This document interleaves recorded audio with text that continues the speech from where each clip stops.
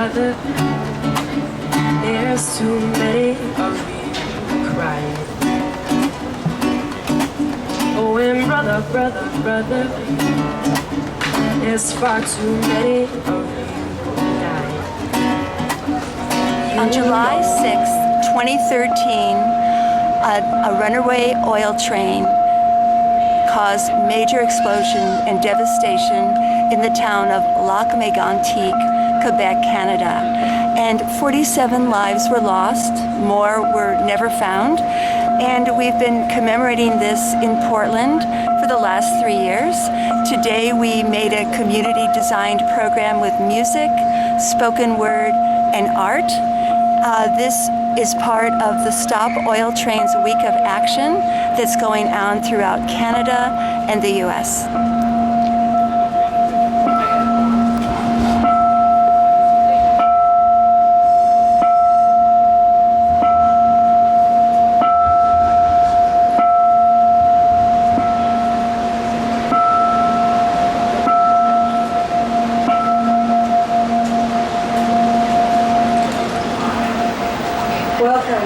On this third anniversary of the Lac-Mégantic oil train disaster in Quebec, we honor the lives of those 47 women, men, and children this day. I've invited the temple bell 47 times for each life and one symbolic bell for all of the wildlife. We celebrate their lives this day. Thank you all for coming. I wanted you to just take a look at what we have here. This is our Portland version of the Music Cafe. The Music Cafe was a very popular night spot in the town of Lac-Mégantic. Unfortunately, on the night of July 3rd, 2013, it was leveled, but we want to keep its memory alive as we do the people. Thank you for joining the commemoration. We remember the 47 people killed in the oil train derailment in Lac-Mégantic, Quebec, Canada. The tragedy occurred exactly 3 years ago on July 6, 2013. Today, we try to blur the horrors of the runaway train, its derailment, multiple explosions, and fiery death. Instead, we will remember 47 lives. The Canadian newspapers have given us limited information about these 47 individuals. Often, all we had was a name, age, photo, and the words, "death confirmed." The bits of information were used to connect their lives with our own. We never met the 47 from a faraway Canadian province. We never met face to face, friend to friend. Yet, we know much of the gift of sharing life together on this special planet.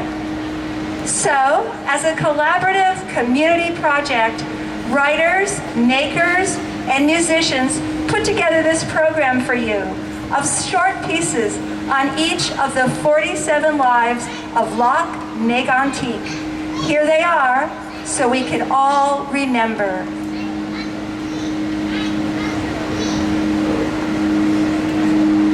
Flora and fauna.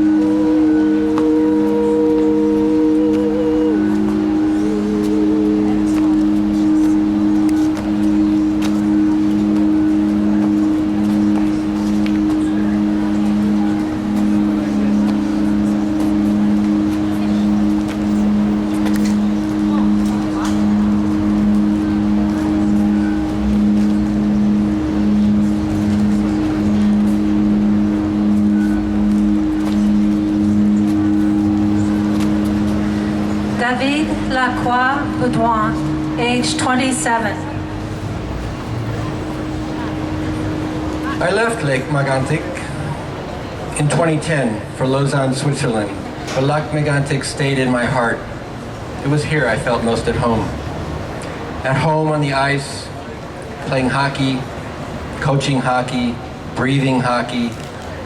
At home working to renovate a friend's home, because that's what friends do. At home dancing at the Musi Café with Maxime, Eric, and Mathieu. I lived in Switzerland, but I loved Quebec. And oh yes, I loved Elise, who actually agreed to marry me.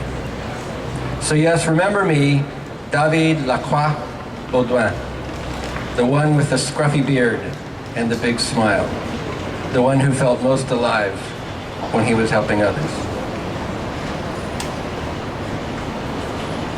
Yannick Bouchard, 36. An ode to a son. The day you were born, I held you in my arms, and your life spread out before you like a wave on a sandy shore. All the possibilities before us. Your first steps, your first words, discoveries, disappointments. 36 years is not enough time to complete the story. The last time I saw you, you were still a young man, wondering what would come next. Mother and son together, we lived near the cafe where our lives intertwined. I have not forgotten you.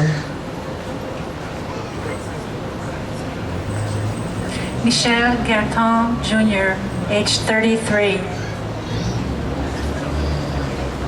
You were just 16 when you bought a red and black 1969 Mustang, and then, with determination, you rebuilt the engine.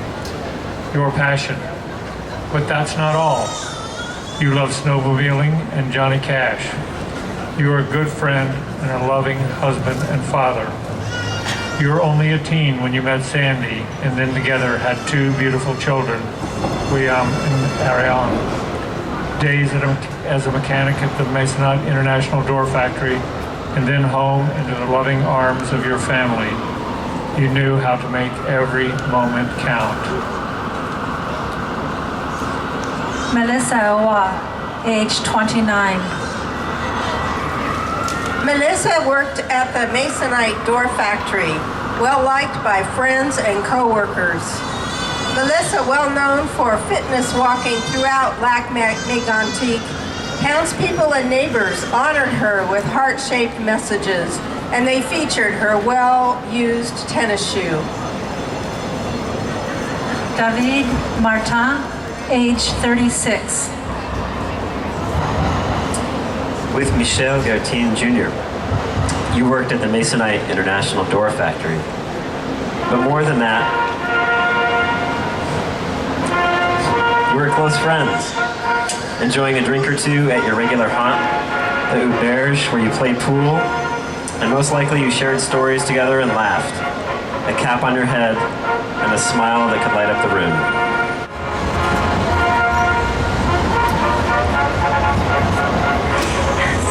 Diane Bizier, age 46. Skill in hockey gave him a full scholarship in the U.S., but Mathieu missed home in Quebec and left that college early. He earned his degree closer to home. Later, this high school math teacher set up a summer hockey school for youths. 100 players ready at the rink. Marianne Poulin, age 23.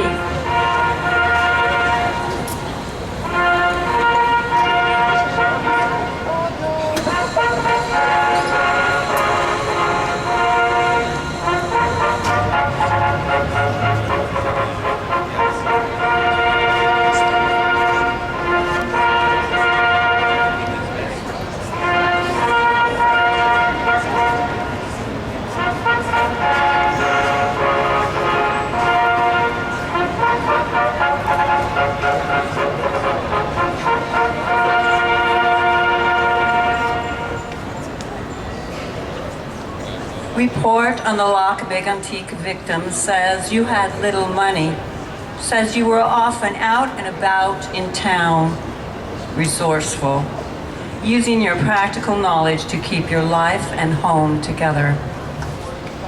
Kevin Roy, age 29. You were the street and apartment companion of Marianne Poulin. You were close to Marianne, and like her, bound by hard luck and hard times. But Kevin Roy, once you were a boy. Did you ever get a cheer of your own? Hey everybody, let's cheer for Kevin Roy. Follow me once, then we'll do it together twice. Once you were a boy. Once you were a boy. Here's to you, Kevin Roy. Here's to you, Kevin Roy. Okay, now together 2 times. Once you were a boy. Here's to you, Kevin Roy. Once you were a boy. Here's to you, Kevin Roy. Today in Portland, Oregon, we honor you, Kevin Roy. Roger Paquet, age 61. Roger had a lot of family. His children, Karine and Guy, their mother Carole, his brother Pierre, and his sister Jeanette. He had 16 aunts and uncles and many nieces and nephews. Roger worked at Energex, a wood pellet manufacturer, for 31 years, where he was active in the union. He was an enthusiastic golfer and frequent volunteer at the local golf club. We can imagine him looking forward to his next game. Karine Champagne, age 36. Karine was a pretty, dark-haired woman who enjoyed outdoor activities and family time with her 2 boys from a previous marriage. Apparently, Karine did not usually enjoy going out to the bars, but had made an exception to celebrate the occasion of her boyfriend Stefan's 38th birthday. At St. Agnes Church, where grieving family members and friends posted tributes on heart-shaped pieces of colored paper, one message described Karine as authentic, fair, principled, generous, and a source of good advice. Isn't it extraordinary to have been perceived in that way? Denise Dubois, age 57.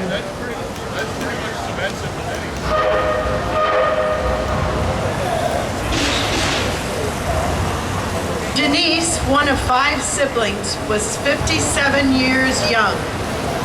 From a large extended family, she was an aunt, a sister, and a daughter. Geneviève Breton, age 28.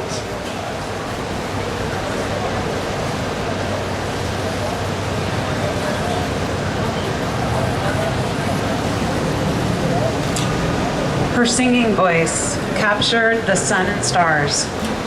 She was finally realizing her dream at 28. In the process of recording her first album, she was beautiful and talented, educated and intelligent, determined and motivated. Even appeared on Star Academy. Genevieve's true passion was singing, even though she studied to be an educator. She will always be remembered as a vivacious, accomplished, and gifted musician and human being. Her songs and gorgeous singing voice are now a legacy to be remembered forever.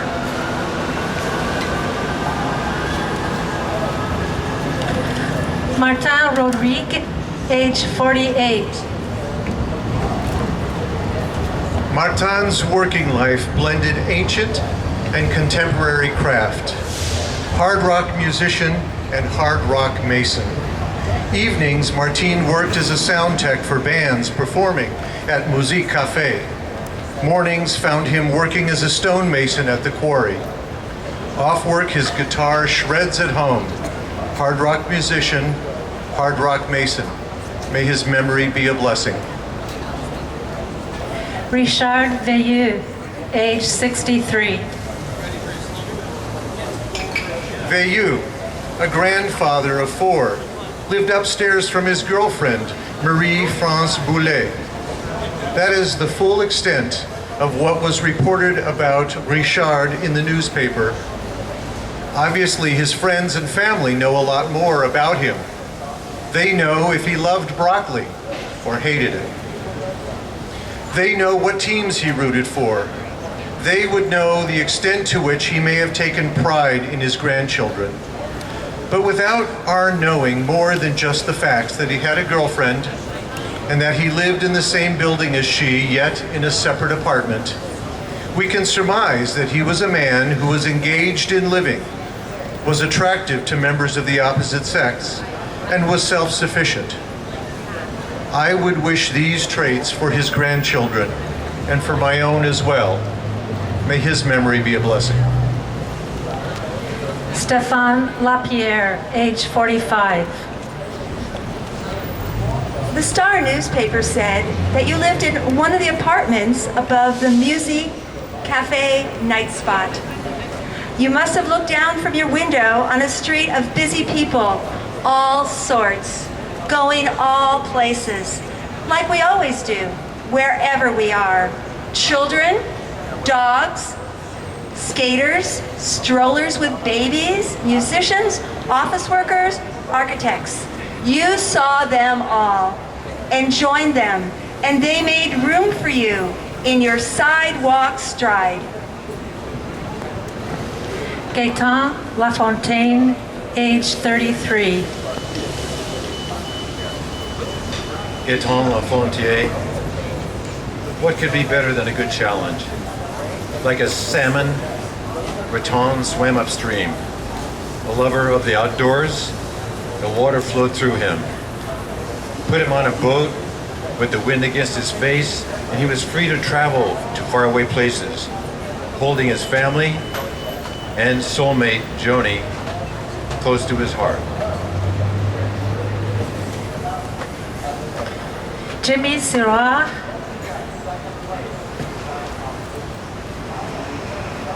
age 35. Marie-Samy Alliance. Jimmy Sirois and Marie-Samy Alliance may have enjoyed the tunes from the Music Cafe across the street as they danced around their small apartment with their little daughter, Miliana. Eric Pepin, age 28. Eric, you were always ready with a smile. Ready for a hike with a family friend twice your age. That kind of young, which is kind. A family friend described you as the perfect son. Conscientious, meticulous, always ready to lend a hand. Such qualities that every parent hopes for in a child. That kind of young we strive to be. Ready with a smile, ready to live. Henriette Latulippe, age 61.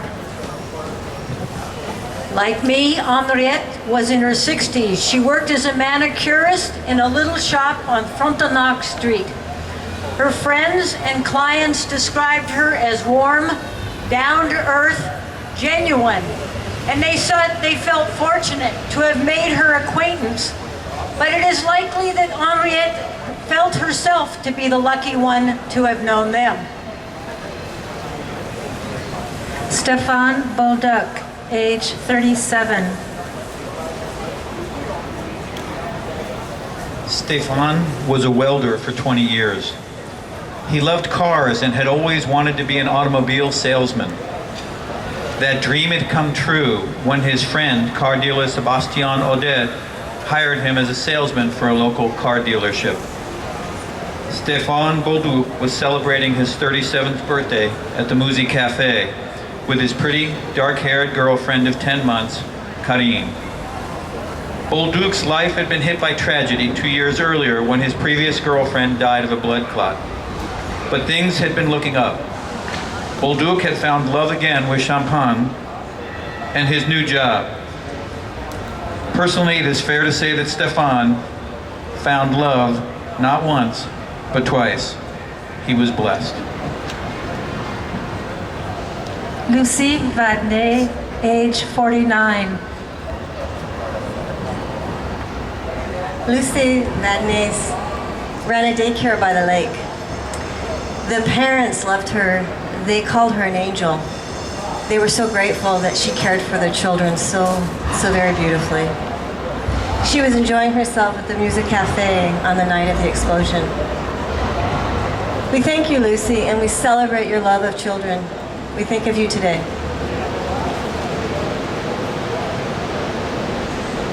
Talitha Kumi Benyosh, age 30. What we have to know of you, Talitha, is a picture of your daughters. Bianca, 9, and Alyssa, 4. It is a glimpse of their cozy kind of wrestling ending in a photogenic hug. A split-second photo helps us view the loving home you created. Alyssa Benyo Charest, age 4. Bianca Benyo Charest, age 9. I didn't know Alyssa, but as a grandmother with a 4-year-old granddaughter, I can imagine what she was like. She probably had an infectious smile and laugh, and would have been able to climb the rope ladder at the playground without any help. Like most 4-year-olds, she would have liked to be helpful and take turns. But like all 4-year-olds, she probably could be a little bossy, telling her friends how a game should be played. She might have liked to sing and dance and make up silly songs and goofy words. Most likely, she had started thinking about things you can't see or touch. She was, after all, 4.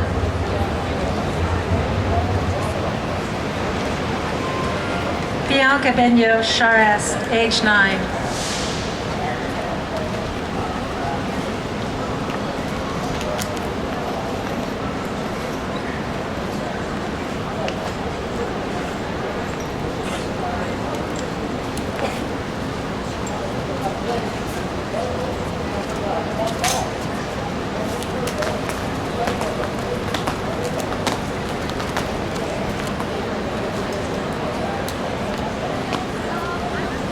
Jean-Guy Veilleux, age 32.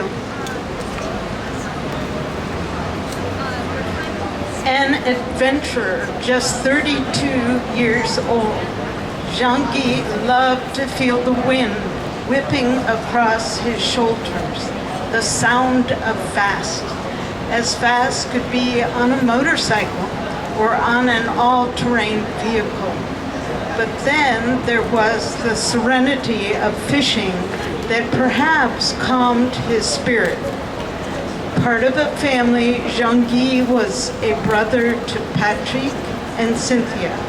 His heart young, just 32 years old, living his life near the tracks. Elodie Turcotte, age 18.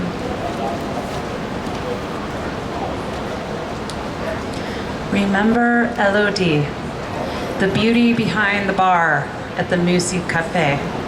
You could find her smiling at customers and excited about her first summer job at the local hangout. In Sherbrooke, she was studying to be a beautician, taking after her mother who owned a hair salon in town. Home for the summer, looking forward to spending time among friends. Maxime Dubois, age 27.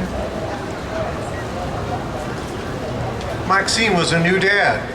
He left a newborn, Anne. She's now about 3. She must hear stories of her dad.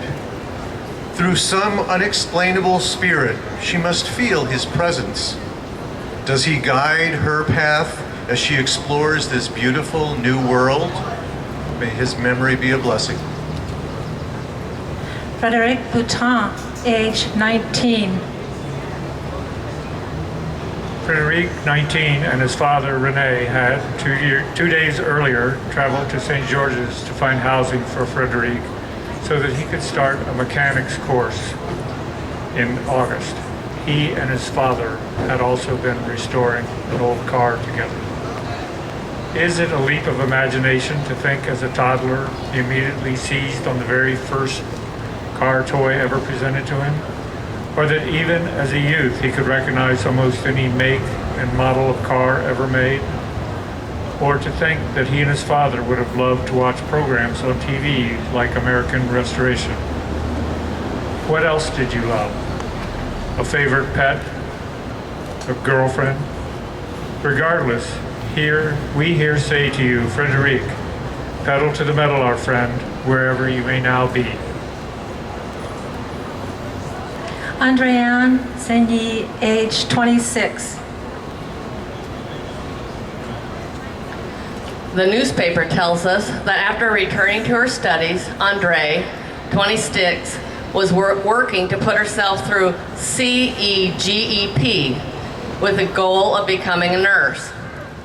Probably most of us don't know that CEGEP is a public college system in the province of Quebec that charges little or no tuition. So let us all pause and thank Andre for indirectly reminding us that we could and should have something similar here in the United States. What else do we know about Andre? That she loves Zumba classes and had recently moved in with her boyfriend of 1 year. In summary, she was a busy lady with a very full life, headed toward a life of service through nursing. May she now rest in peace. Natasha Gaudreau, age 41. I am Natasha Gaudreau, forever 41. I am a lover of music and my family, Estelle and Edouard, my daughter and son. Never forget, always remember, you are forever loved.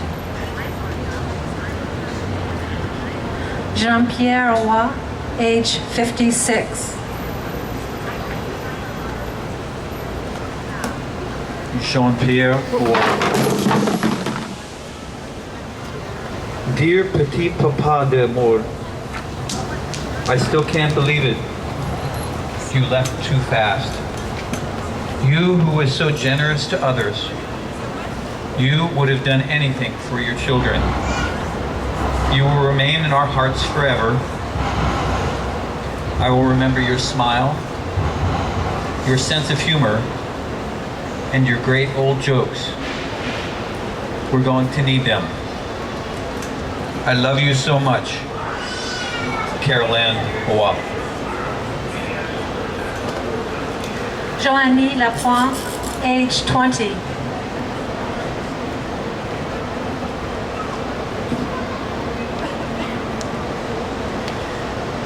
Joanie served at the Musique Cafe.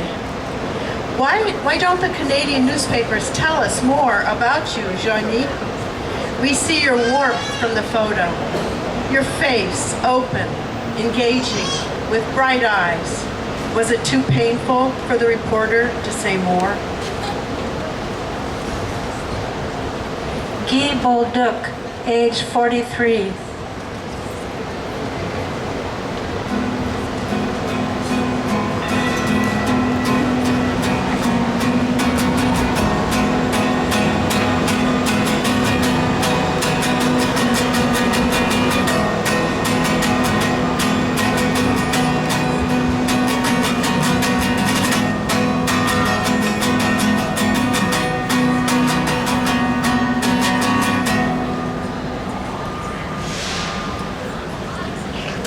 Louise Poirier Picard, age 76, and Wilfred Ratch, age 78.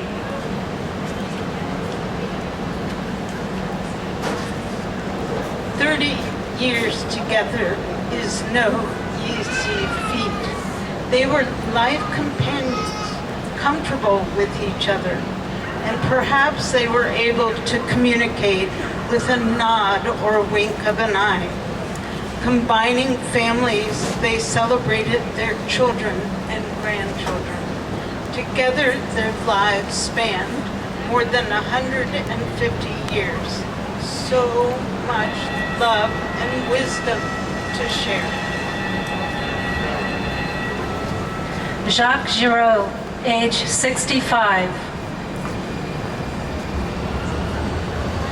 The newspaper succinctly reports that Jacques Giraud, 65, was the son of the late Delphine Giraud and Bernadette Duquette, and a resident of Lac-Mégantic. He had 2 siblings, as well as nieces and nephews. What I love is the very Frenchness of the names. It reminds me that Quebec was not Portland, is not Vancouver, British Columbia. The Girouds were parts of a French Quebec culture, one that, though I am revealing prejudices to say so, I imagine to be full of romance and passion, to place importance on equality, one where families know the importance of good food and wine and lengthy dinners, a culture where so many are elegantly dressed. Jacques, you could have fared a lot worse. Sylvie Charon, age 50. Sylvie worked in a senior care residence. From her radiant smile, I guess she brought in sunshine when she entered the facility each day. She had a partner who must have loved that smile as well. Mother of Cynthia, grandmother of Naomi, just 2 when she lost her Mimi. They will have some loving memories and photos of Sylvie and a radiant smile. Cathy Clusio, age 24. Kathy just returned home to be with friends and family as she began her massage business. Kathy was a classic beauty with natural charm and an open heart. She loved to have fun with her friends, camping, playing games, cooking, and enjoying music. She loved to move, dancing, running, and riding her bike all filled her with exuberance that lit her up and warmed everyone around her. Marie-France Boulet, age 63. Marie-France Boulet lived behind her lingerie shop, Boutique Marie Lou, just down the street from Musique Café. She was 62, outgoing, caring, and the first to visit sick friends. She was also always stylish and immaculately turned out. Madame Boulet lived downstairs from her boyfriend, Vieux. Oh la la. I think he was a very lucky fellow to have her as his petite amie. Yves Boulet, age 51. I came upon a drummer in an open glade, and I sat to listen for a while. The beats he played shimmered in the leaves, causing my spirit to dance in the breeze. When he closed his eyes to sing his song and lifted his head to the clear blue sky, I found myself doing the same thing, singing along. We lowered our heads, opened our eyes, and the drummer flashed a dazzling smile. Returning our gaze to the clear blue sky, I looked down to find the drummer gone. Only his song remained. Raël Cousteau, age 57. Raël was described as a bon vivant with a wicked sense of humor.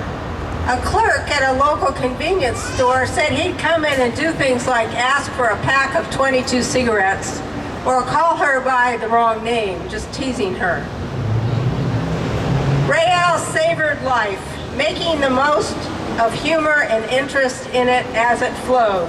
I imagine him joking with us today as we struggle to pronounce French-Canadian words. And oh, I think he'd be over there with the man with the umbrella posing for photos. Eliane Parenteau Boulanger, age 93.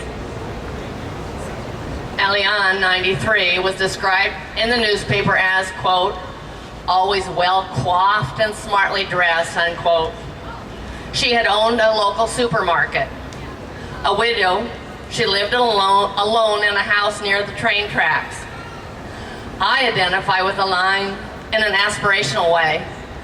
I'd be delighted to be described as well-dressed, to be viewed as being competent enough to manage a supermarket, and healthy enough to still live at home at 93. I imagine she would be pleased to be remembered by us here and now and in this manner. Marie-Noël Fauché, age 36. Her favorite saying was, "Nothing happens without a reason." Her favorite animal, a frog. Like most moms, she nagged her son Tristan to do the dishes, but she never hesitated to tell him that she loved him. Like me, she was a mother who encouraged and believed in her son. Marie was the glue that held things together. For Tristan, she lives on in the little things he sees around him. A tattoo of a frog on his leg is a daily reminder of her belief in his potential to do great things. Jimmy Poulin. Jimmy Poulin is number 48 of the 47. Jimmy Poulin, no trace. No trace has been found of you, Jimmy. Assumed dead. Still, I hope you're not. I hope that you fled that awful scene and continue your quiet life in peace, breathing in and out the sweet breezes of life. So we've just heard of 48 lives. Today we're going to hear a letter from Jacques Gagnon. We received it this morning around 6:47. It was quickly translated. And it's a letter. He's a important person in Lac-Mégantic. He's communicated with us for the last 3 years on these anniversaries, and here's his letter.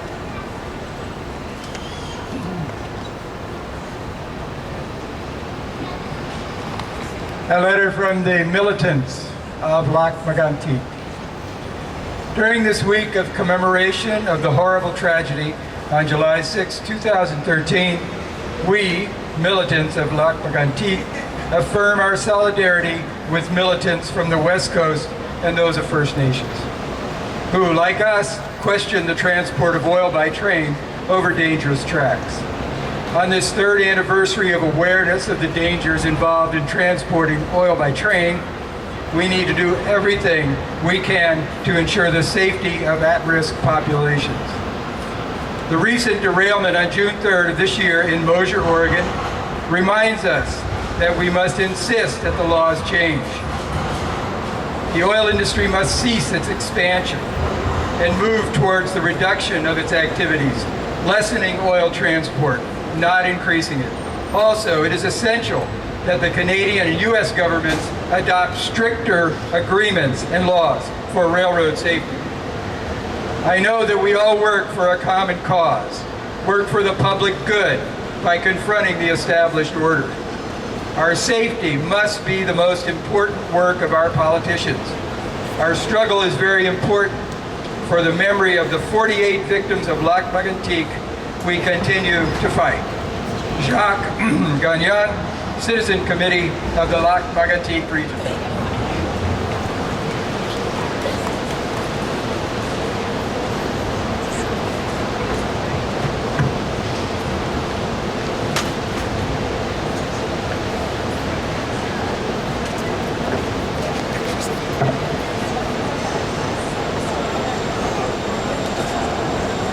Crystal.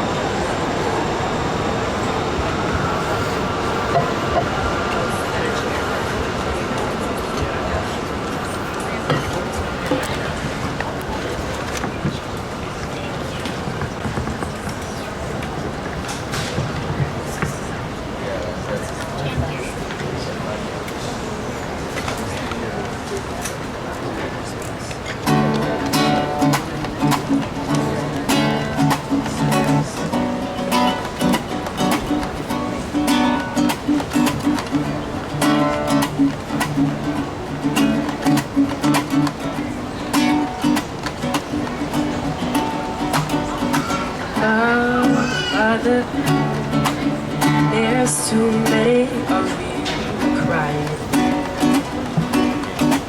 Oh, and brother, brother, brother, there's far too many of you dying. You know we've got to find a way to bring some love in here today. Whoa, Father, we don't need to escalate. You see, war is not the answer. Only love can conquer hate. Oh, you know we got to find a way to bring some love in here today. Whoa, picket lines, picket signs, punish me with the brutality. Talk to me so you can see. Oh, what's going on? What's going on? Yeah, what's going on? What's going on? Ooh, ooh, ooh, ooh.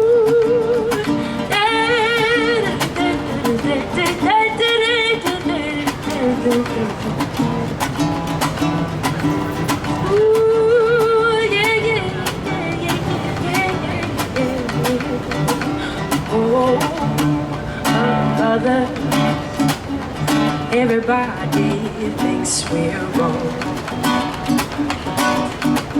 Oh, but why did I judge us simply 'cause our hair is long? Oh, you know we got to find a way to bring some understanding here today. Oh, whoa, you lying.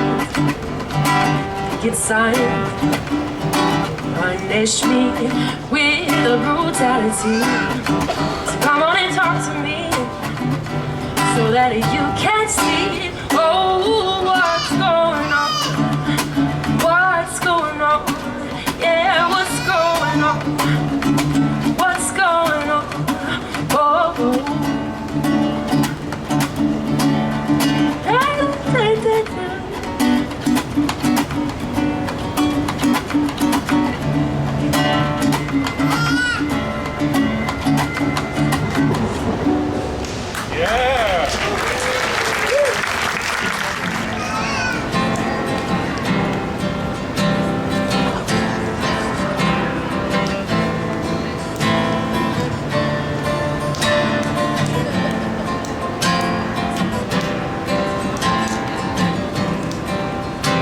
Oh, the summertime is coming, and the trees are sweetly blooming, and the wild mountain thyme grows around the purple heather. Will you go, lassie, go? And we'll all go together to pluck wild mountain thyme all around the blooming heather. Will you go, lassie, go? I will put my love about on yon clear crystal fountain, and on it I will pile all the flowers of the mountain. Will you go, lassie, go? And we'll all go together to pluck wild mountain thyme all around the blooming heather. Will you go, lassie, go? I will build my love a shelter on yon high mountain green, and on it I will pile all the flowers of the mountain. Will you go, lassie, go? And we'll all go together to pluck wild mountain thyme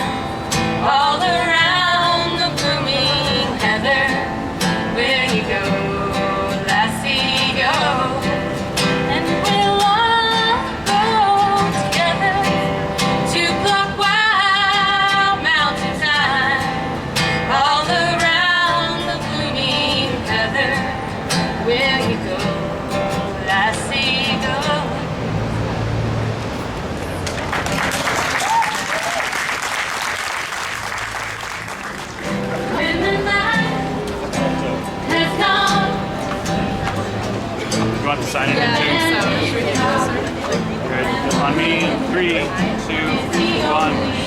Once more, 3, 2, 1.